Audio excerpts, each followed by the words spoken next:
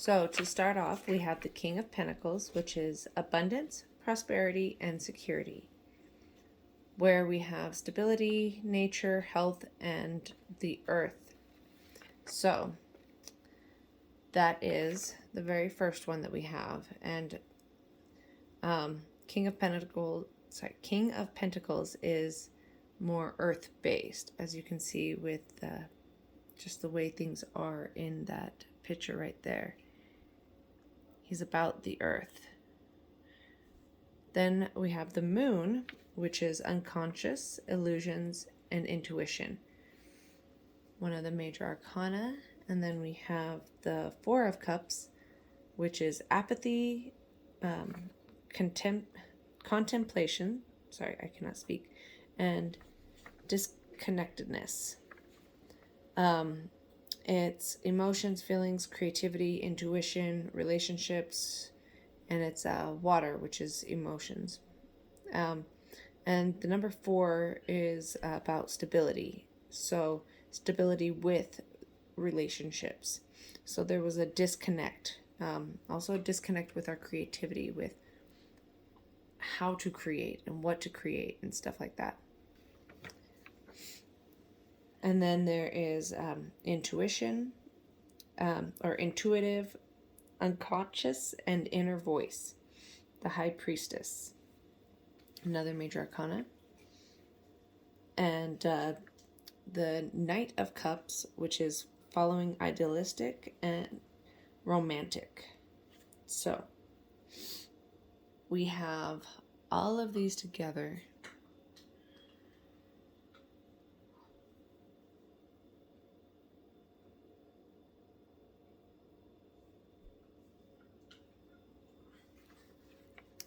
And then we have on top of that the Elk, which is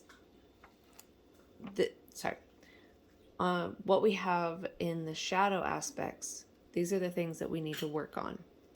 We have the Elk, which is appreciate the simple things. That is a big one in the fact that showcase what we have to offer to the world.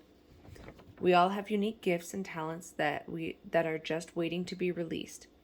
It's asking us to free ourselves from the rut and stand proudly, being worried of these loops and asks. I can't even read my own handwriting, I swear. Being aware of these loops and ask us to take time to appreciate the wonderful things life has to offer. She is asking us to speak loudly, be heard, but remember, only make tracks where it is needed. We don't always need to scream loudly, but make an impact with your everyday choices. It's time to be you. Be magnificent. What goals have I already reached today? Making bed, brushing teeth, that kind of stuff. Look at the simple things. Appreciate the simple things.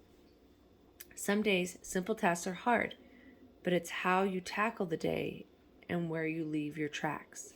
So even appreciating the fact that you woke up in the morning, that's a beautiful thing. That you have a phone that is going off, even though you hate hearing the alarm in the morning, it's still going off. Appreciating that. Appreciating all the simple little things. And then the Whale. Trust the great mystery. She wants us to be spiritually aware and accept what our hearts tell us. Use our senses and intuition without understanding why. So trusting yourself. She encourages us to ask why, but warns we may not understand or get the answer right away. So you can ask why, but it doesn't mean you're actually going to get an answer, or the answer may not even make sense. There is always more beyond what we know about life and death. She advises whatever has left your life, let it pass out. Let it pass as it went for a reason. Let it pass as it went for a reason is a good thing to remember, in the fact that things are in our life for a season and for a reason. Sometimes they're in for multiple seasons, sometimes just for a couple months, just for a couple days. we don't ever really know how long they're going to be there. So just appreciating what we had. Let go of our worries and know the universe will guide us. What are you holding on to? So what do you need to release? The goat. Believe in yourself. A symbol of new endeavors telling us it's time for new goals and to reach for the moon. Have faith that we will land on our feet, letting us know it is time to plot a course and take action. Sometimes we don't act because we are afraid of failure. Have abundance of faith in yourself and your goals will follow. Work on self-esteem issues. Where do they really come from? Is it low due to other people in our life? Let go of things that may have been said to us because of others' opinions. The only opinion about us that matters is the one we have for ourselves. Have the courage to take the treacherous path. So, do the hard thing. Set out on that path. No matter how long it takes. The mouse. Honor perceptions. In the spirit realm, mice are confident and quick-paced. Creatures that get things done and are not afraid to try and try again. They are a symbol of hard work, asking us to put in the labor for self-healing and confront what is making us run and hide. Asking us to be perceptive and take a hard look at what is around us. Pay attention to what is right in front of us. Maybe we are concentrating on the wrong issues or goals. Stay focused.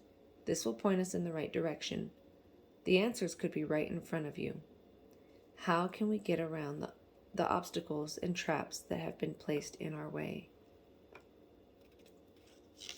Now,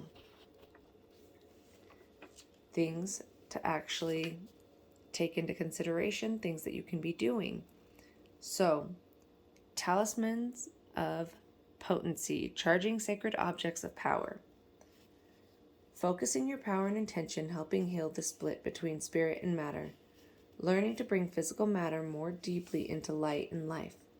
You are being encouraged to work with sacred materials in a conscious way to help your own healing and enjoyment of the material world as part of your spiritual practice. If finding a gift in nature, it is wise to ask the spirit of the earth if the item in question is intended for your healing work. If yes, then you are willing to take it and you are able to take it and thank the earth for that. And if no, then just leave it there. You have a special ability to work with material objects to awaken spiritual light within them.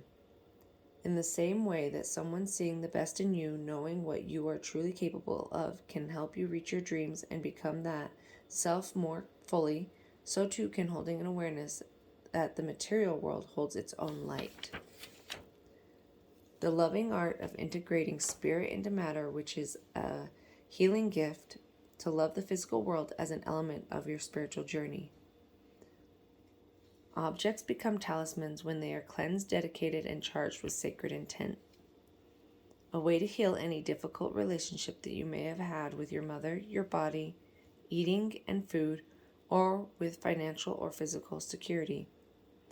It can also include difficulties in bringing your ideas into physical form. Cleansing can be using breath, salt, moonlight, or sound. Objects in the material world hold vibrations too. Possibly considering building sacred jewelry or purchasing a crystal or other healing tool. So, working with infusing that healing energy into objects and using those objects.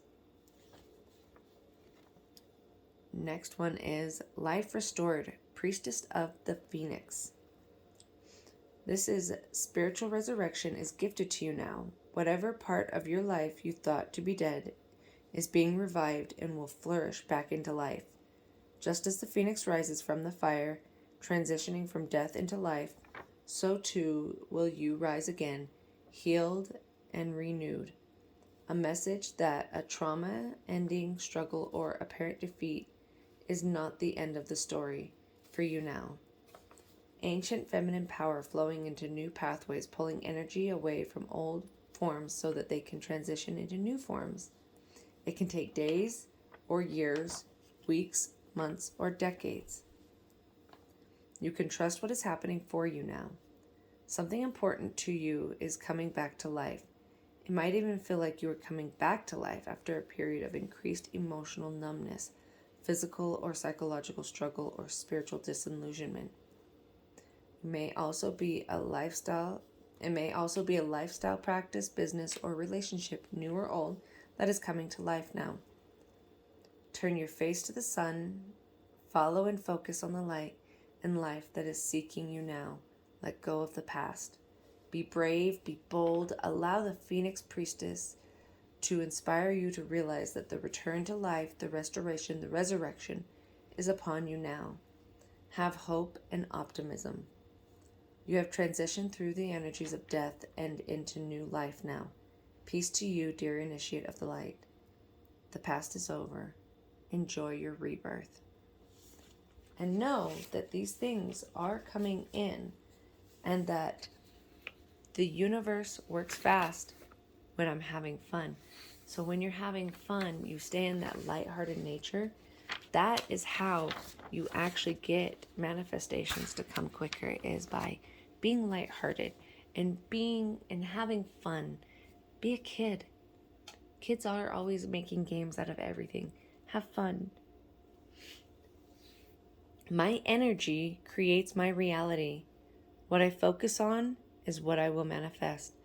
So, this again, what you focus on will persist. So, keep your eyes on what you want to create, not on what you have done, but what you want to create. Like what's been going on, that trauma, don't worry about it. Focus on what you want to create. I always trust the direction of the universe and know I'm being guided. I can't even tell you how many dragonflies at the old apartment that I would go into the backwoods at this old farm, and how many dragonflies I would see all over the place. The spiritual meaning of dragonflies is rebirth, and it is such a beautiful thing. Such a beautiful thing. Just know that you only have the ability to focus on one thing at a time. And you can either focus on the negative or focus on the positive. The negative, you can know that it's there. It's not avoidance if you know it's there, but you don't have to give it your attention. Focus on what you want to create and have fun doing it.